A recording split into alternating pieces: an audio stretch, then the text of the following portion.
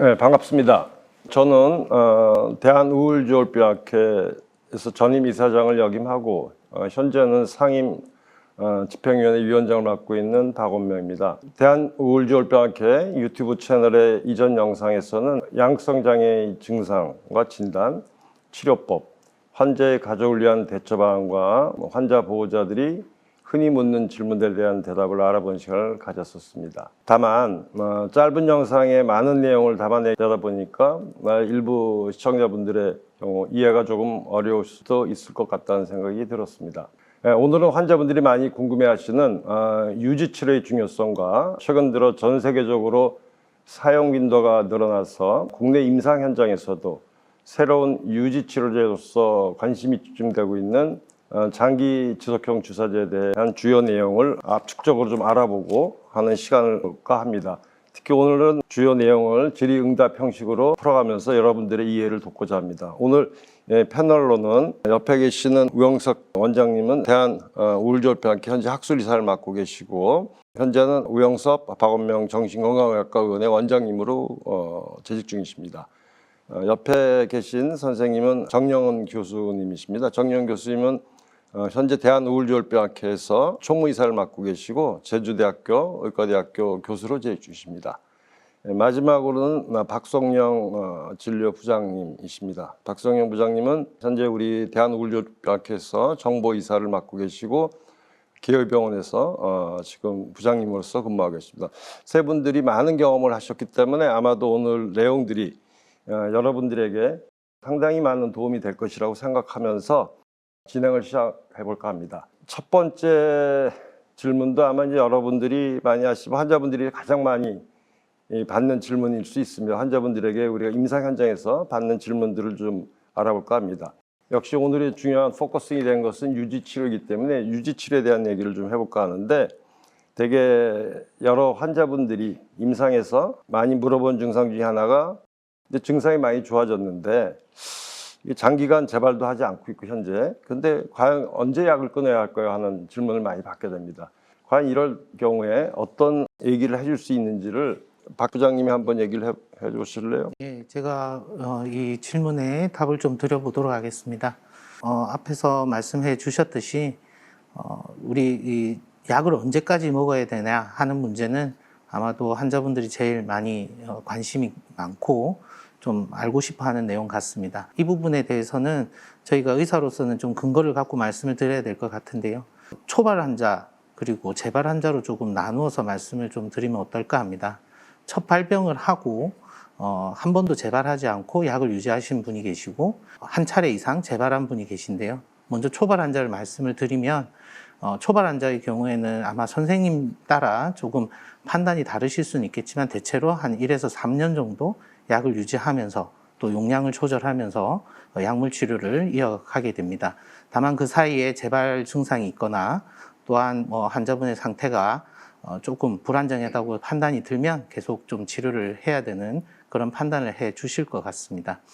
다만 안정 상태를 너무 오래 유지하다 보면 약물의 용량에 따라는 간혹 드물게 약을 좀 중단하는 경우도 있을 거라고 생각은 듭니다. 하지만 약을 중단하더라도 치료가 중단되는 것이 아니고 그 이후에 계속 환자분의 상태를 조금 계속 경과 관찰하는 것이 필요할 거라고 생각이 듭니다. 두 번째로 이제 재발 환자 같은 경우에는 한 번 재발을 하였기 때문에 이건 문헌상에서도 꼭 지속적으로 약물 치료를 하면서 재발을 막아야 된다 이렇게 나와 있습니다. 그래서 안정 상태를 몇 년간 유지한다 하더라도 약물 치료를 유지하는 것이 재발을 막기 위해서는 최선의 방법이다 이렇게 이해를 해주시면 감사하겠습니다.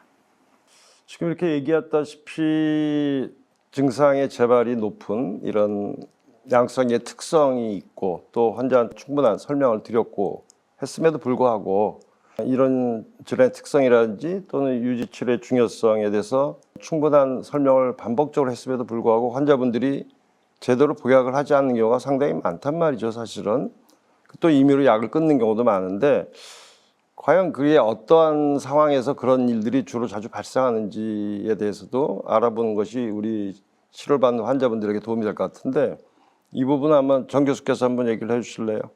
네, 사실 적절하게 치료를 잘 받으면 그 사파, 그 기분 사파와 사파 사이에는 환자분들이 굉장히 안정적으로 잘 지내십니다. 그래서 그 기간 동안에는 사실 꼭 약을 먹어야 되는지 또 본인의 질병 상태나 이런 것들을 좀 잘 생각을 못 하게 되시죠. 그래서 이제 흔히 병식이 이제 좀 떨어진다고 얘기도 하고 스스로 약이 이제 더 이상 필요 없다고 완치된 상태로 생각하시기도 쉽습니다. 또 다른 경우는 실제 사실 매일 약을 챙기는 것 자체는 굉장히 좀 어려운 일이라고 생각이 돼요. 제 환자분 중에 한 분도 이제 스스로 매일 약을 먹는 것 자체가 내가 환자가 되는 그런 인식이 든다라고 하시면서 스스로 이제 낙인의 문제 뭐 이런 것들로 이제 약을 좀 복용하기를 꺼려 하시게 되는 그런 상황들도 있는 것 같습니다. 특히 이제 사회생활을 열심히 하시는 분들일수록 매일 약을 챙기는 게 실제적으로 본인이 약의 중요성을 알고 계시더라도 사실 좀 지키기가 어려우시더라고요. 그러니까 그렇게 반복적으로 했음에도 전문가들께서 아시겠지만은 일반 조현병에 비해서 양성 장애는 이제 치료가 잘 됐을 때는 거의 관해 상태에 많이 도달을 하니까 그로 인해서 환자분들께서 이제 많이 좋아졌을 거라는 생각을 하고 방심을 하게 되고 또 그러다 보니까 이 질환의 특성이 결국 또 재발을 시킨단 말이죠. 근데 이러한 부분들을 그럼 궁극적으로는 교육을 시켜도 잘 안 되는 부분이 있어요. 그러면 과연 이런 환자들을 위해서 재발이 되지 않게 해야 되는데 그랬을 때 과연 우리가 약물 치료를 꾸준히 잘 받게 하기 위한 어떤 전략을 써야 될 것 같은데 그런 전략 또는 환자에게 도움이 되는 방법이 어떤 것이 있을지 뭐 경험이 있으신 우 교수가 얘기를 해보실래요? 일단 제일 기본적으로 사용되는 방법은 아무래도 경구약 복용인데요. 경구약물 복용할 때는 이제 물론 이거는 이제 담당 의사와 환자가 잘 상의를 해야 되는 부분이긴 한데 약 복용 횟수를 얼마나 줄일 수 있느냐, 그리고 복용하는 약물의 개수를 얼마나 적게 하느냐, 뭐 이런 것들이 굉장히 중요하고요.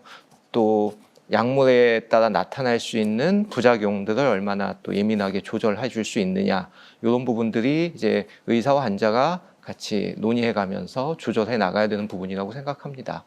하지만 그래도 현실적으로 앞에 정영훈 교수님도 말씀하셨지만 매일 약을 먹고 박성현 원장님께서 얘기하셨듯이 그걸 언제까지 해야 될지 모른다는 게 굉장히 막막하고 어려운 일이거든요. 근데 이럴 때 이제 최근에는 그래서 한 달에 한 번, 4주에 한 번 정도 주사를 맞는 장기 지속형 주사제를 사용할 것을 이제 권고하는 경우가 꽤 많습니다. 장기 지속형 주사제는 한 번 맞은 주사제가 4주 동안 작용을 하면서 이제 안정적으로 그 우리 몸속의 약물 농도를 유지해 주게 됩니다. 그래서 이제 아까 부작용 얘기를 드렸는데 사실 경구약물을 먹었을 때 흔히 나타나는 그 이유 중에 하나가 그 약을 먹었을 때 피 속의 약물 농도가 순간적으로 올라가고 하루 중에도 이제 그 약이 분해되면서 혈중의 약물 농도가 떨어지고 또 다음날 먹으면 또 올라가고 이런 식으로 오르락내리락 하는 게 굉장히 폭이 크거든요. 근데 이제 그때 특히 약물 농도가 피 속에서 많이 올라갔을 때 부작용이 많이 나타납니다. 그런데 장기 지속형 주사제 같은 경우는 우리 몸속에서 약물 농도를 아주 안정적으로 유지를 해주기 때문에 그런 면에서 과도하게 혈중 농도가 올라가서 나타나는 부작용의 위험성이 더 낮다는 점, 그리고 이제 뭐 여행을 가고 뭐 이렇게 약을 복용하기 어려운 상황에서도 안정적으로 약을 유지할 수 있다는 점 등에서 상당히 유지 치료에서 중요한 역할을 할 수 있을 것으로 생각합니다. 장기 지속형 주사제에 대해서 얘기를 하기 시작했는데 사실은 최근에 많은 이슈가 되고 있고 또 관심이 많아지는 부분인데 그러면 장기 지속형 주사제를 그러면 경구용에 비해서 타겟, 그러니까 환자군이 다를 수도 있고 그런데 과연 그 경험상이라든지 여러 가지 데이터에서 이런 장기 지속형 주사제 사용을 주로 어떤 환자들이 또 좋고 또 어떤 임상 현장에서 여러분들이 사용하시는지 경험이 좀 더 있으신 박 부장님이 한번 얘기를 해주실래요? 네, 제 개인적으로는 사실 장기 지속형 주사제도 사실 경구용 약물과 마찬가지로 어떻게 보면 양극성 장애를 치료하는 약물 중에 하나이기 때문에 사실 특정 환자에 사용해야 된다, 그렇게까지 생각은 하지는 않습니다. 그래서 사실은 모든 양극성 장애 환자분들에게 장기 지속형 주사제를 일단 사용할 수는 있다. 그렇게 말씀을 드리고 싶고, 물론 이제 이 장기 지속형 주사제가 어떤 약물을 하나 정도 지금 나와 있기 때문에 이 주사제 성분에 대해서 우리 환자분이 효과 면에서나 부작용 면에서 잘 이렇게 우리가 원하는 결과를 얻을 수 있을 때 사용할 수 있는 것이 중요하다고 볼 수 있겠습니다. 또한 이제 앞에서 많이 설명을 해주셨기 때문에 조금 이어서 말씀을 드리자면, 이 장기 지속형 주사제의 장점은 혈중 농도를 잘 유지하기 때문에 부작용 면에서 좀 장점이 있고, 또한 매일 약을 복용하는 부분에서도 좀 이점이 있기 때문에 바쁜 사회생활을 하시거나 또 젊은 환자분들에 있어서도 조금 유리하게 작용을 할 수 있습니다. 환자분들께서 이제 많이 노력을 하시지만 불가피하게 이게 조금 약을 놓치거나 이런 것들을 보완해 줄 수 있기 때문에 우리 젊은 환자분들, 또한 또 바쁜 사회생활을 하시는 분들, 또는 이런 분들에서 장기 지속형 주사제가 많이 도움이 될 수 있겠다고 생각이 들고요. 또한 요즘은 특정한 이유가 없다 하더라도 많이 알려져 있기 때문에 환자분이 스스로 오셔서 나는 주사제를 맞을 수가 없느냐 하고 먼저 문의를 해주시는 경우가 많기 때문에 또 이런 주사제를 사용하는 빈도가 많이 늘어나고 있는 추세이기도 합니다. 그래서 많은 다양한 경우, 또 자기의 어떤 특정한 상황, 여러 가지를 고려해서 이런 장기 지속형 주사제를 많이 접할 수 있게 되고요.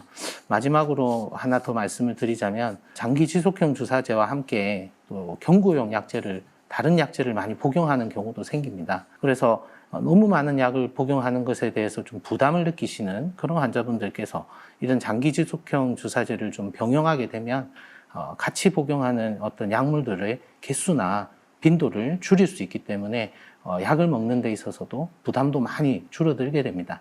그래서 이런 환자분들에게도 이런 이점을 설명을 드리고 장기 지속형 주사제를 좀 권고하고 또 실제로 사용하게 됩니다. 지금 이제 우리 박 부장님께서 얘기했지만은 마침 최근에 우리 대한우울조울병학회 주요 멤버들이 참여한 중요한 논문이 전 세계로 유명한 데 실렸죠.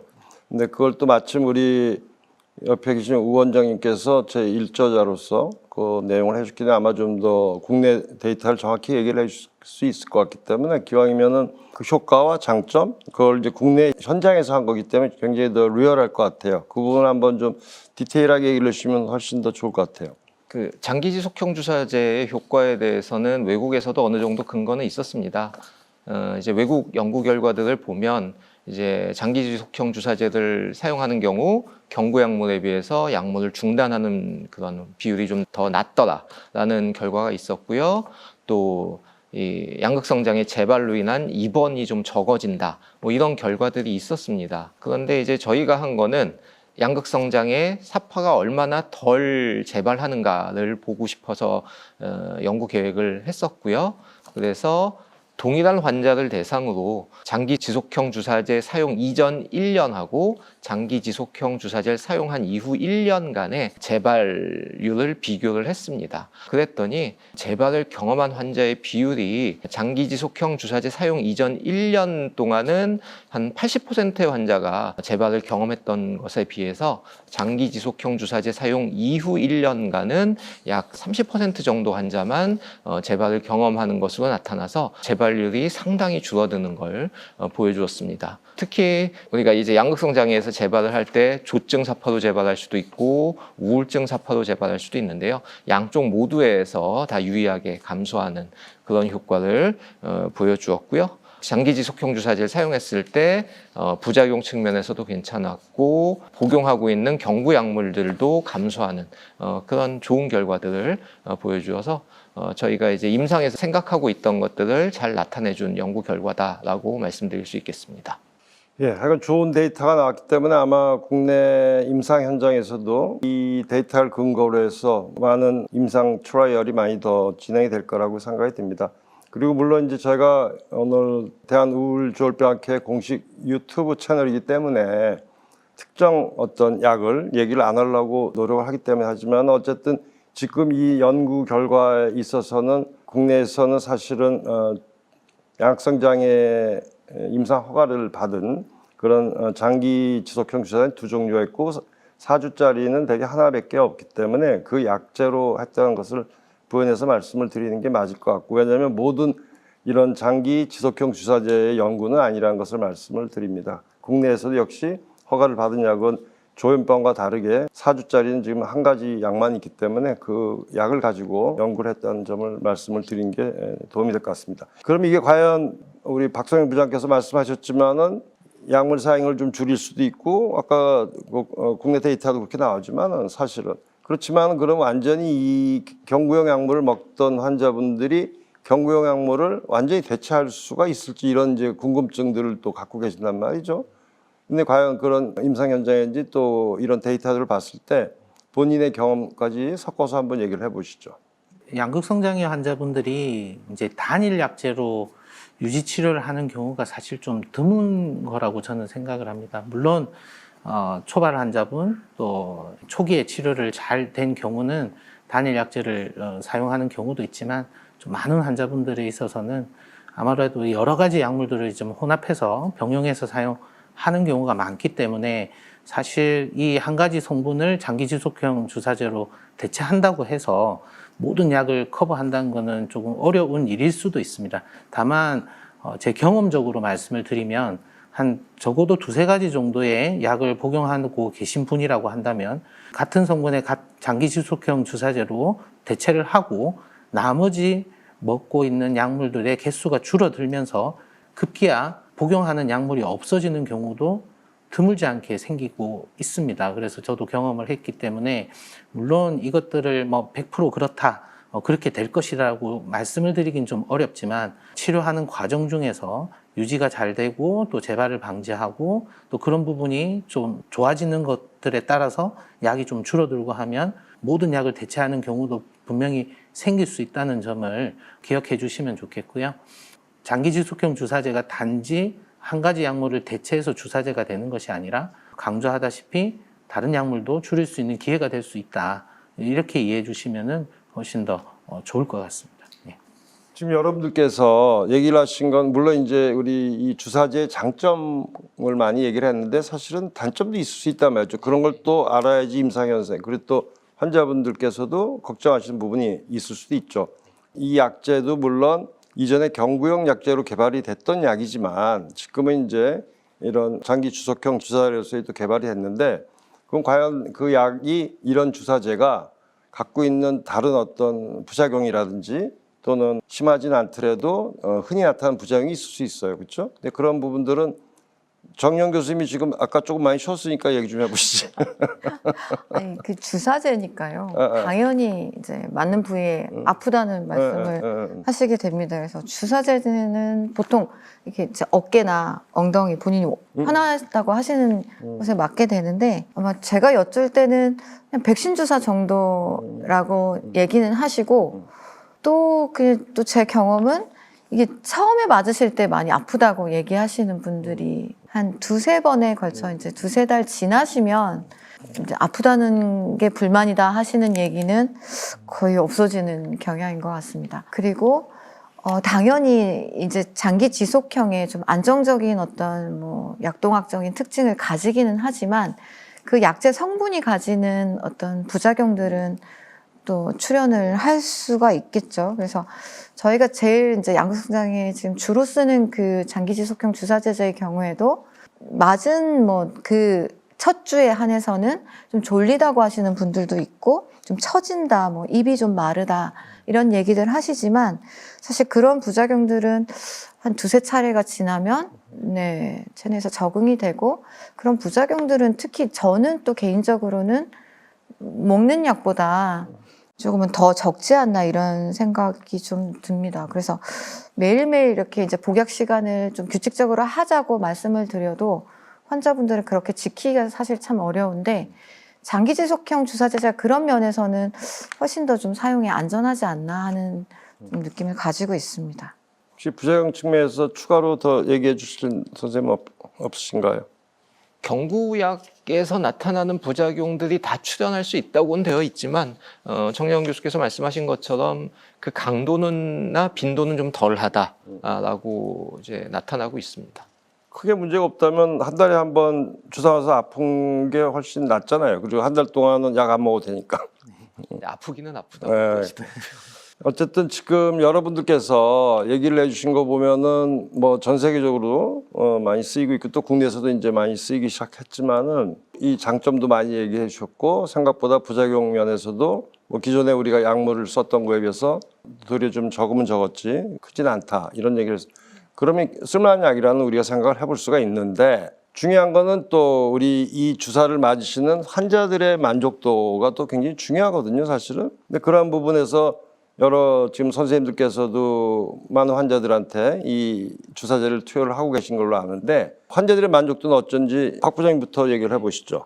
제가 이제 권고하기도 하고 환자분이 요구하시기도 하고 해서 주사제로 이제 이렇게 전환을 한 경우에는 제가 기억나는 한 2분 정도가 있는데 한 분 같은 경우는 입원할 정도는 아니지만 자주 이렇게 좀 불안정해지는 분이었습니다. 그러다 보니까 그런 것들로 인해서 약 복용에 대해서 가족들과 갈등이 많았고 또 환자분도 스트레스가 많았고 스스로도 이런 부분에서 좀 다른 방법이 없을까 해서 제가 이제 장기 지속형 주사제를 권고해 드렸고 그거라도 한번 해보겠다고 하셨고 결과론적으로는 앞에서 저희가 말씀드린 여러 가지들을 통틀어서 이분이 불안정한 빈도나 강도가 매우 줄어들었기 때문에 오히려 이제 가족이 좀 좋아하셨고 환자도 스트레스가 줄었고 그래서 이 주사제를 좀 사용한 것에 대해서 매우 만족해 하셨던 분 한 분이 계셨고요. 또 한 분은 사회적 관계에서 좀 젊은 분이셨는데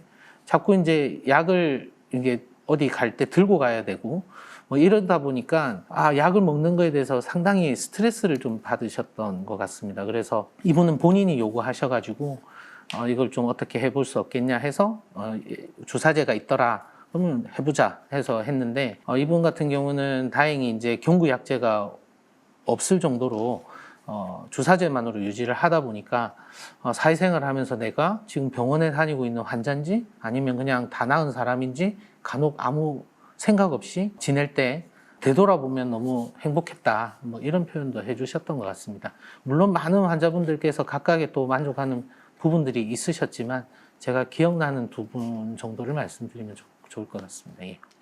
저는 제 진료하는 의사 입장에서도 사실 이 장기지속형 주사제제에 대해서 좀 만족을 하고 있습니다. 실제 제 환자분들이 약을 잘 드시고 계신지를 확인하는 것도 참 어렵고 또 간혹 거짓말 하실 때도 있고요. 그리고 환자와 이제 가족이 같이 오셔서는 굉장히 약 복용하는 문제 때문에 이제 막 진료실에서 다툼이 있거나 뭐 이런 경우인데 그런 면에서 네, 의사 입장에서 좀 안심이 되고 불필요하게 이제 환자분 의심하거나 따지거나 뭐 이럴 필요가 없어서 진료 시간이 조금 편안한 그런 느낌도 분명히 있는 것 같아요. 진료 시간도 안정제 환자들은 네. 굉장히 진료 시간이 단축되는 단축되죠. 그러니까 별 여쭐 게 없고. 그렇고. 그리고 이제 사실은 중단율이라는 거거든요. 제 경험에도 약을 복용하시는 분보다 장기 지속형 주사제제가 잘 맞아서 매달 이렇게 오시는 분들은 치료 중단율이 정말 장기 지속형 주사제제의 큰 장점이라고 생각이 들어요. 네. 마지막으로 우 교수님은 어때? 만족도가 어떤 것 같아? 환자나 저나 다 편하게 지내고 있고요. 불필요하게 의심한다고 했는데 사실은 이제 외국 연구에서도 보면은 의사가 처방한 대로 약 다 복용하는 분이 절반이 안 된다고 되어 있습니다.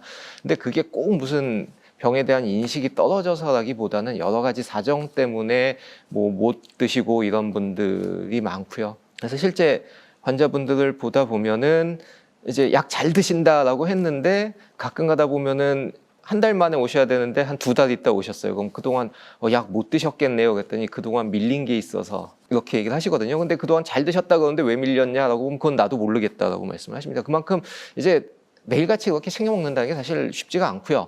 근데 그러다 보면 또 이제 양극성장의 특성상 증상이 약간 불안정해지면서 재발 쪽으로 이제 약간 증상이 나빠지고 그렇게 되면 더더욱 병에 대한 인식 떨어지면서 약을 더 안 드시고 재발하는 이런 코스로 가는 경우들이 많거든요. 근데 이제 장기 지속형 주사제를 쓰면 그런 어떤 재발의 경과를 가는 걸 약을 안 드시더라도 막아줄 수 있기 때문에 그런 면에서 여러 가지로 꼭 한번 고려해봐야 되는 치료적 옵션이 아니냐라고 생각합니다. 오늘 여러분들께서 이렇게 다양하게 유지 치료의 중요성 또 그 유지 치료를 위해서 최근에 개발된 장기 지속형 주사제의 장점, 단점 여러 가지를 다 종합적으로 얘기를 해주셨습니다. 오늘 여러 가지 얘기를 충분히 얘기한 것 같습니다. 물론 시간상 또 저희가 또 다음에 또 좋은 기회를 만들 수 있겠지만, 그래서 오늘 진행된 이 대담을 종합적으로 정리를 한번 해볼까 합니다. 최근 들어서 양성장애 유지 치료 전략으로 장기 지속형 치료에 대한 관심도가 급격히 높아지고 있습니다. 오늘 토론을 진행해 주신 이 세 분들을 포함해서 대한우울지올병학회 주요 멤버들께서는 최근에 전 세계적으로도 연구가 굉장히 드문 양성장애 환자에서 장기 지속형 주사제에 대한 의미 있는 연구 결과들을 세계적인 학술지인 Journal of Affective Disorder에 발표를 했습니다. 이 연구 결과를 아까 우리 위원장이 말씀해 주셨지만은 다시 얘기를 한다면은 이 장기 지속형 주사제 치료 시에 조증과 우울증의 재발 현저히 줄일 수 있었다. 또한 복용 중인 여러 경구용 약제의 종류와 숫자도 현저히 줄었다는 그런 의미 있는 보고를 했습니다. 결론적으로 얘기한다면은 양성장애 유지치료는 굉장히 중요하고 또 현실적으로 경구용 약물은 매일 꾸준히 복용해야 하는 어려움이 많습니다. 이미 언급한 이런 장기 지속형 주사제의 장점을 고려한다면 유지치료 전략으로서 이런 장기 지속형 주사제가 최선의 선택지가 될 수 있다고 생각을 합니다. 또한 현재 시판되는 주사제는 4주에 한 번씩 투여를 하지만은 아마 제가 듣기로 조만간 8주에 1회 투여가 가능한 주사제가 조만간 국내에도 도입이 될 것으로 예상이 되기 때문에 환자분들에 의한 편의성도 훨씬 더 좋아질 것이라고 기대합니다.